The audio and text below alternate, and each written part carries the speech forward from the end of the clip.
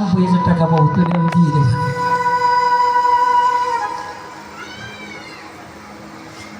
জানেন, টাকার আমার অভাব নেই, আপনাদের চরণ ভরসায় আপনারা অনেকেই আমাকে দেবেন আমি জানি, কিন্তু তথাপি এই কথাটা যে আমাকে বলেছে, যদি আজ কেউ বড় ভাই না হতো তাহলে আমি এই কথাটা কোথাও খুঁজে পেতাম না। অনেক সময় বলে বাবা ও আমার চেয়ে ত্যাগী, কারণ কি জানি না, ও আসার পরে ও বাড়িতে যেতে চায় না। আমি মাঝে মাঝে শুধু একটা কর্তব্য কর্ম করতে যাই। আমার মা যেদিন শেষ নিঃশ্বাস পরিত্যাগ করে, ও ছিল শেষ নিঃশ্বাস পরিত্যাগের 2 মিনিট আগে আমাকে বুকে জড়িয়ে ধরে আমাকে বলে, বাবা তুমি ছোট হলে ওদের বড়, তুমি ওদেরকে একটু দেখো। তার 2 মিনিট পরে মা চলে গেলেন। আমি সেই মাতৃবাক্যটাকে প্রতিপালন করার জন্য অনেক সময় জন্মমাটিতে একটু বড়দাকে দেখতে যাই। আর তখন মনে পড়ে রামায়ণের এই ভরতের কথাটা। তার যোগ্যতা তো অর্জন করার মতো কায়দা নেই। ভরত এসে মাকে বলছে, তুমি না রাগ খুশি, তুমি আমার মা হতে পারোনি, তুমি কি জানো না আমার দাদা ছাড়া পৃথিবীতে আর কেউ নেই।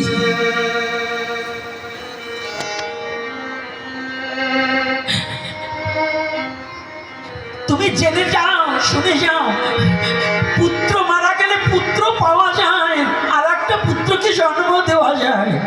মা মারা গেলে মাকে পাওয়া যায়, পুত্রকে কন্যাকে কোলে নিয়ে। বাবা মারা গেলে বাবাকে পাওয়া যায়, পুত্রকে বুকে নিয়ে বাবা বলে। কিন্তু যদি জোরের ভাই হারা হয়ে যায় তাহলে ভাইকে আর খুঁজে পাওয়া যায় না।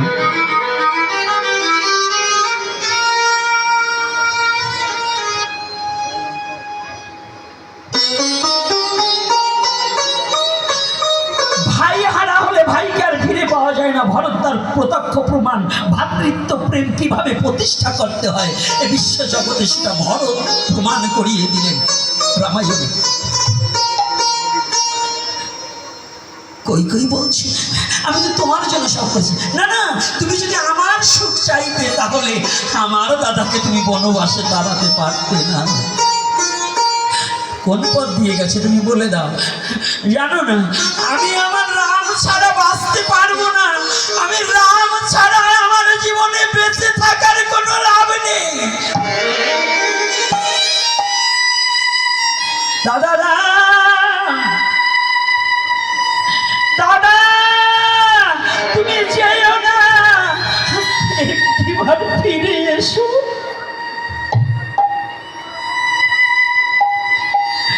ধুলায় ধূসারিত অবস্থায় রামচন্দ্রের পদচিহ্ন দেখে দেখে ভরত ছুটে গেল। অনেক দূরে গিয়ে হাঁটতে হাঁটতে গিয়ে ভরত পেলে। ভরত গিয়ে দাদাকে জড়িয়ে ধরলেন, চলো দাদা তুমি চলো, মা নয় তোমাকে এটা করেছি, আমি এই রাজ্য চাই না। তোমার মতো ভাইকে হারিয়ে আমি কোনোদিন রাজ্য চাই না, তুমি চলো এই রাজসিংহাসন তুমি। রামচন্দ্র বললেন, ভরত আজকে যদি আমি ফিরে যাই, জগৎ জীব কোনোদিন বুঝতে পারবে না ভাই হয়ে ভাইয়ের প্রতি কর্তব্য কর্মটা কি, সন্তান হয়ে পিতার প্রতি কতটুকু কর্মপরায়ণতা হতে হয়, কর্তব্য পরায়ণতা হতে হয়, কেউ জানবে না। ভাই তুমি চলে যাও, আমাকে আমার কর্তব্য কর্ম থেকে বঞ্চিত করে দিও। রামচন্দ্র, ভগবান রামচন্দ্র ভরতকে সুন্দর করে বুঝালেন, শত্রুঘ্নকে বুঝালেন। এইবার বিদায় নেবে। এখন বললেন, দাদা আমার একটা কথা নেবে। দাদা জীবনে তো তোমার কাছে কিছু চাইনি,